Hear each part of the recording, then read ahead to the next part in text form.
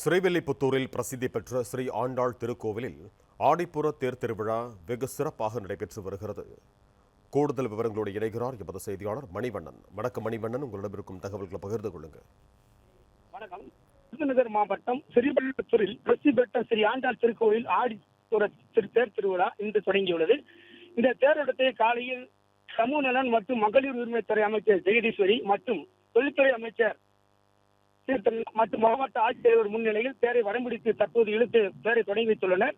அதாவது திருவில்லிபுத்தூர் பிரசித்தி பெற்ற ஆண்டாள் கோயில் ஆடிப்புற திருவிழா கடந்த 6ஆம் தேதி கொடியேற்றத்துடன் துவங்கி கோதை பிறந்த ஊர் கோவிந்தன் வாழ்வூர் என்று பெயர் பெற்றது.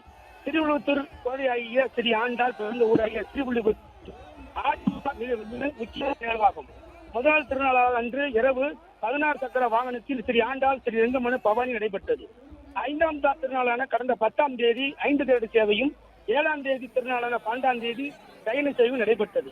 9ஆம் திருநாளான இன்று ஆடிப்புற திருவிழா முக்கிய திருவிழாவான தேரோட்டம் நடைபெற்று வருகிறது. இந்த ஆடிப்புற திருவிழாவை காண தமிழகம் மட்டுமின்றி இந்தியாவின் பல பகுதியில் இருந்து பல ஆயிரக்கணக்கான பக்தர்கள் தேரை வடம்பிடித்து இழுத்து வருகின்றனர். நன்றி மணிவண்ணன், உங்கள் தகவல்களுக்கு.